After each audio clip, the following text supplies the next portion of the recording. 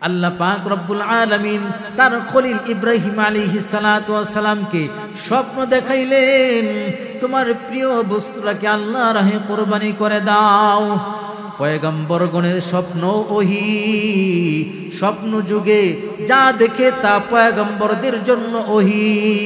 ইব্রাহিম পয়গম্বর স্বপ্ন বাস্তবায়ন করার জন্য ফিলিস্তিন থেকে আবার মক্কার উদ্দেশ্যে তিনি রওনা হয়ে গেলেন। হযরত ইসমাঈল আলাইহিস সালাতু ওয়াস সালাম তখন তো হাঁটতে পারে, চলতে পারে, এমন বয়স হয়েছে। দরজায় তিনি নক করলেন, ইসমাঈল বলে ডাক দিলেন। হযরত ইসমাঈল আলাইহিস সালাম কণ্ঠটা শুনতে পাইলেন, অপরিচিত কণ্ঠ, এমন কণ্ঠ কোনোদিন শুনি নাই। দরজাটা খুলে দিলেন।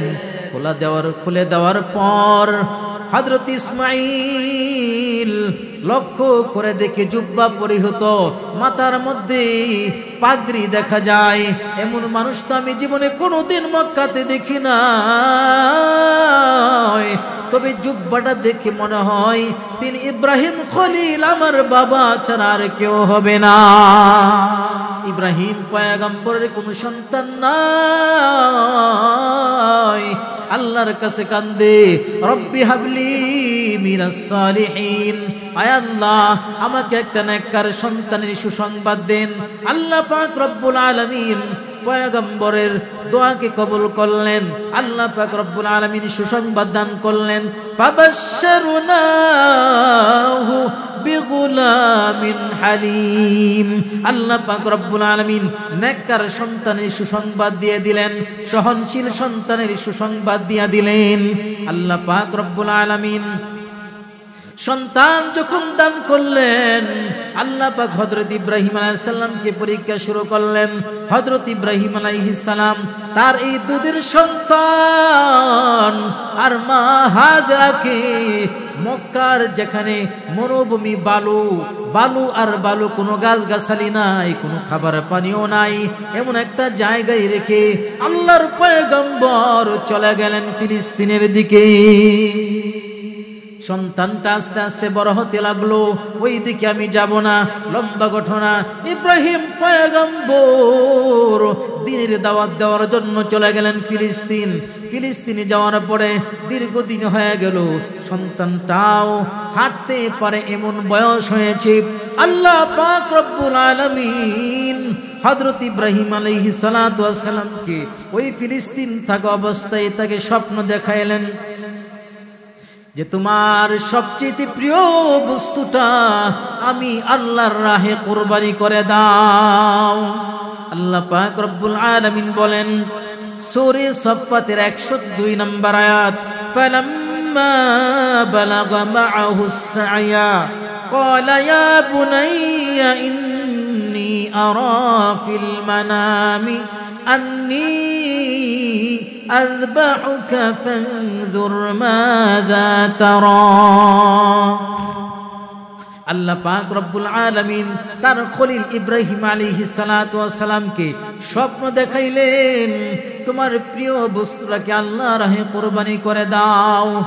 পয়গম্বরগণের স্বপ্ন ওহী, স্বপ্ন যুগে যা দেখে তা পয়গম্বরদের জন্য ওহী।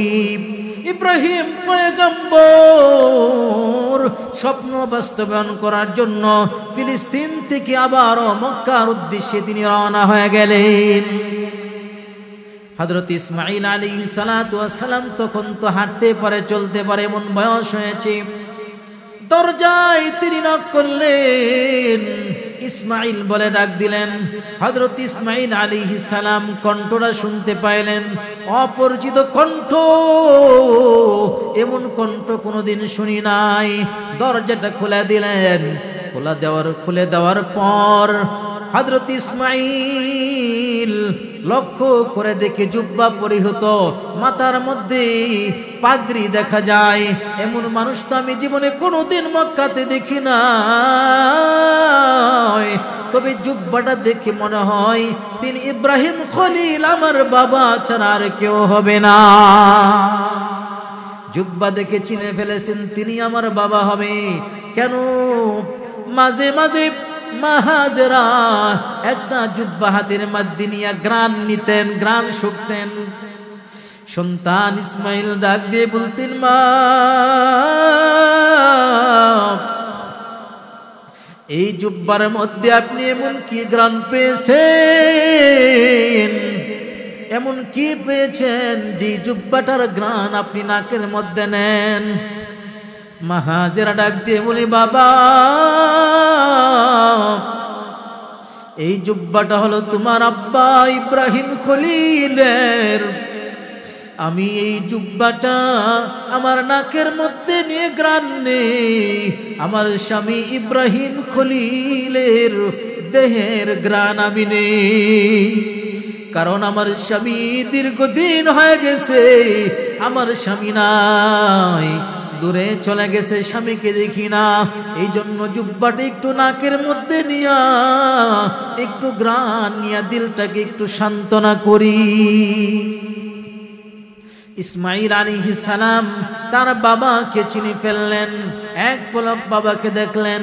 ইব্রাহিম পয়গম্বর দেরি করলেন না, ডাক দিয়ে বলেন, বাবা চলো চলো তোমাকে নিয়ে বেড়াতে যাব, তোমাকে নিয়ে বেড়াতে যাব। ইসমাইল আলাইহিস সালাম দীর্ঘদিন হয়ে গেল, জন্মের পর থেকে বাবাকে দেখে নাই, জীবনে কোনোদিন বাবাকে দেখে নাই। আজকে সবে মাত্র বাবাকে দেখেছে। বাবার জন্য দিলের ভিতরে কষ্ট ছিল, বাবার জন্য দিলটা ছটফট করতেছিল।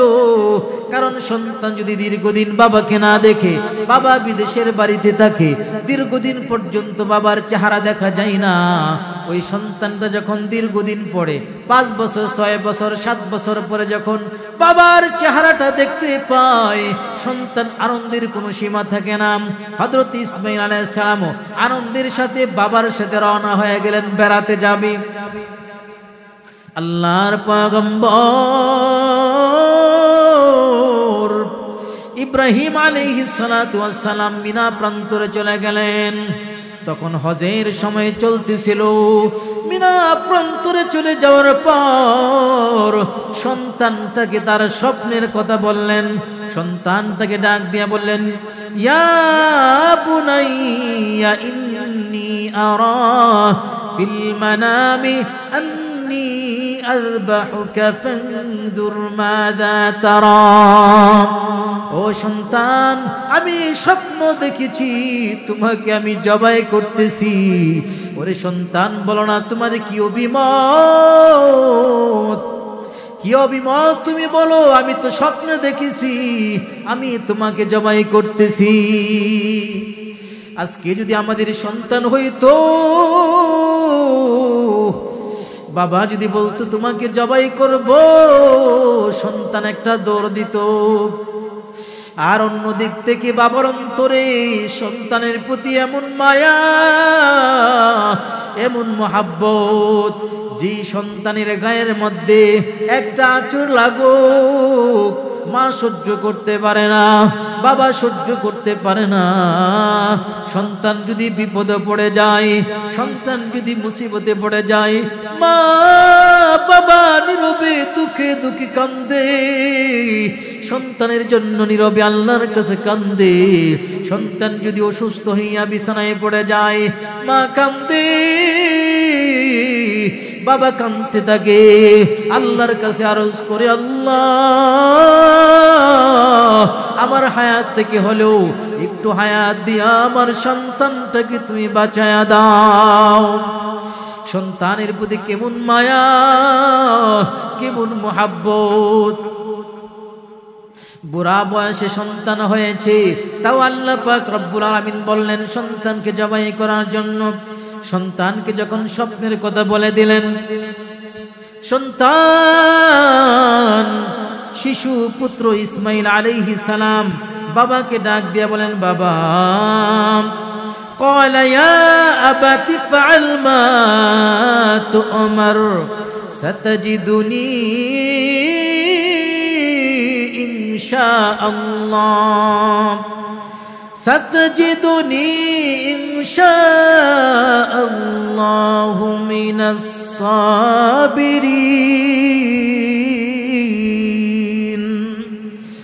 সন্তান ডাক দিয়ে বলি, বাবা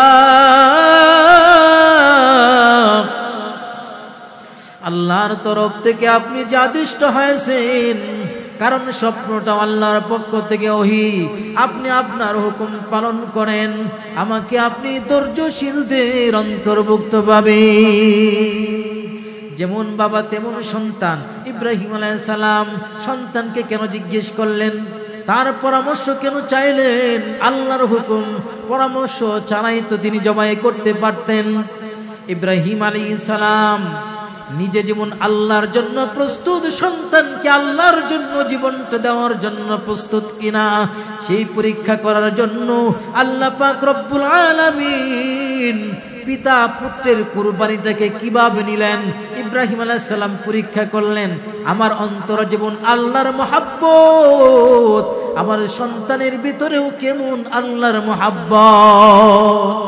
সন্তান ডাক দিয়ে বলে, বাবা আপনি জবাই করুন। হযরত ইব্রাহিম আলাইহিস সালাতু ওয়াস সালাম আজকে মিনা প্রান্তরে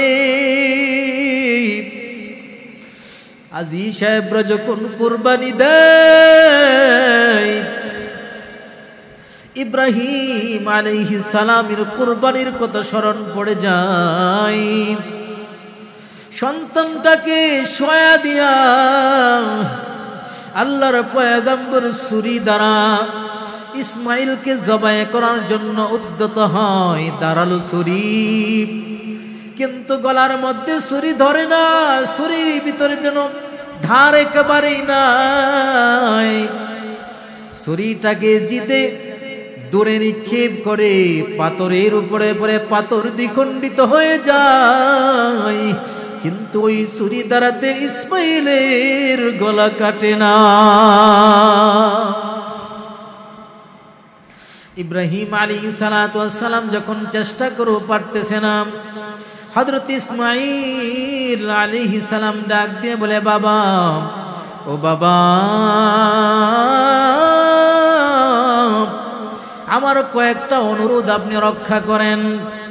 এক নম্বর অনুরোধ, আপনি আমার হাত পা গুলো ভালো করে বেঁধে ফেলুন, আমার হাত পা গুলো ভালো করে বেঁধে ফেলুন, কারণ বেয়াদবি হতে পারে, নড়াচড়া করতে পারি, দৌড় দিতে পারি, শয়তান ধোঁকা দিতে পারে, এই জন্য হাত পা গুলো বেঁধে ফেলুন, অথবা আমার রক্তের ছিটা আপনার গায়ে পড়তে পারে। দুই নম্বর, আপনার চোখটাও বেঁধে ফেলুন, কারণ বুড়া বয়সের সন্তানের প্রতি বাবার কেমন দরদ, আল্লাহর মহব্বত, আল্লাহর ভালোবাসার কারণে আপনি আমাকে জবাই করতেছেন, যাতে করে মহব্বত আর ভালোবাসার কারণে যেন আল্লাহর মহব্বত আর ভালোবাসা যেন ঘাটতি না হয়। সন্তানের ভালোবাসার কারণে যেন আল্লাহর মহব্বত, আল্লাহর ভালোবাসার ভিতরে যেন ঘাটতি না হয়, এই জন্য আপনিও আপনার চোখগুলো বেঁধে ফেলুন। আল্লাহর পয়গম্বর ইব্রাহিম আলাইহিস সালাম চোখ বেঁধে ফেললেন। এবার তো কুরবানি হয়ে যাবে।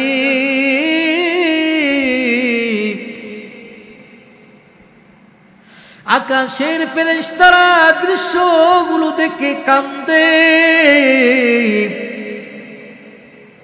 পুরা আকাশের ফেরেশতাদের ভিতরে কান্নার রোল পয়দা হয়ে গেছে। ইব্রাহিম আলাইহিস সালাম নিজের হাতে সন্তানটাকে জবাই করে আল্লাহ পাক রব্বুল আলামিন ইব্রাহিম আলাইহিস সালাতু ওয়াস সালাম থেকে কি চাইলেন, এটা তো আল্লাহ পাক রব্বুল আলামিন ভালো জানেন। ফালাম্মা আসলামা ওয়া তাল্লাহু লিল জাবিন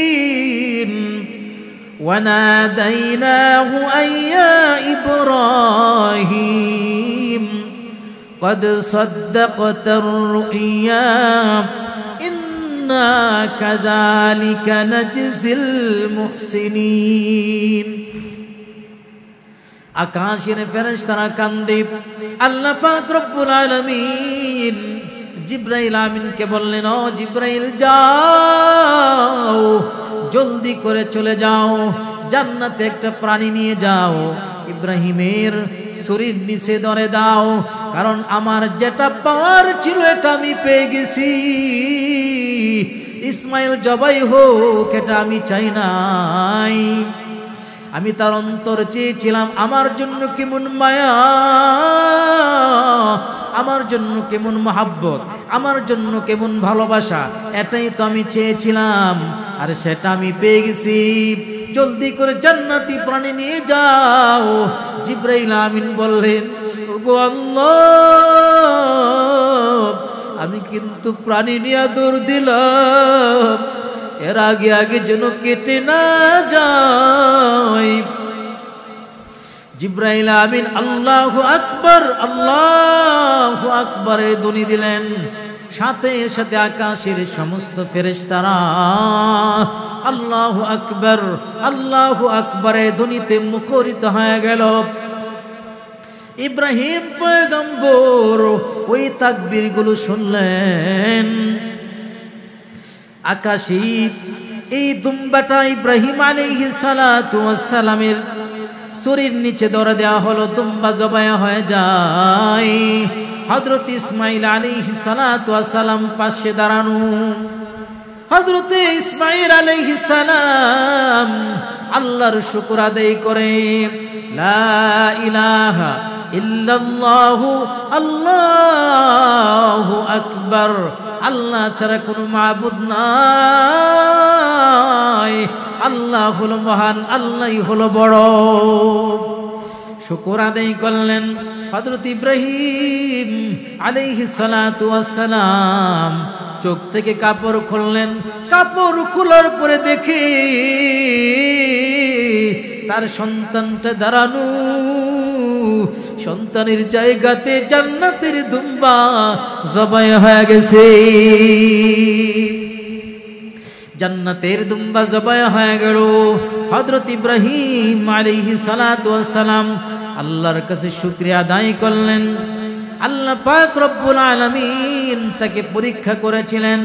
ইন্না হাদা লাহুয়াল বালাউল মুবিন, এটা আল্লাহর তরফ থেকে ছিল সুস্পষ্ট পরীক্ষা ইব্রাহিম পয়গম্বরের জন্য। ওয়াফাদাইনাহু বিযিবহিন আযীম। আল্লাহ পাক রব্বুল আলামিন বলেন, আমি ইসমাইলের পরিবর্তে জান্নাতের দুম্বা দিয়ে দিলাম। ইসমাইল আলাইহিস সালাতু ওয়াস সালামের পরিবর্তে আল্লাহ পাক রব্বুল আলামিন জান্নাতি দুম্বাকে জবাই করে দিলেন। ইব্রাহিম আলাইহিস সালাতু ওয়াস সালামের কাছ থেকে আল্লাহ পাক রব্বুল আলামিন সমস্ত পরীক্ষাগুলো নিয়েছিলেন। কেন এই পরীক্ষাগুলো নিয়েছিলেন? আল্লাহ পাক রব্বুল আলামিন বলেন, ইন্নী জাইলুকা লিন্নাসি ইমামা, আমি আপনাকে জাতির নেতা বানাবো, এই জন্য আপনার কাছ থেকে এই পরীক্ষাগুলো আমি নিয়েছি। আল্লাহ পাক রব্বুল আলামিন হযরত ইব্রাহিম আলাইহিস সালামকে পরীক্ষাগুলো নিয়েছিলেন, আর সেই পরীক্ষার ভিতরে একটা পরীক্ষাই ছিল কোরবানি। আল্লাহ পাক রব্বুল আলামিন আমাদের জন্য কত সহজ করে দিলেন। ইব্রাহিম আলাইহিস সালাম সন্তান জবাই করতে যাইয়া দুম্বা আল্লাহ পাক জবাই করে দিয়া আমাদের জন্য সহজ করে দিয়েছেন। নতুবা এই কোরবানির দিনে আমাদের সন্তান জবাই করা লাগতো, ঘরের ভিতরে কান্নার রুল পয়দা হয়ে যেত।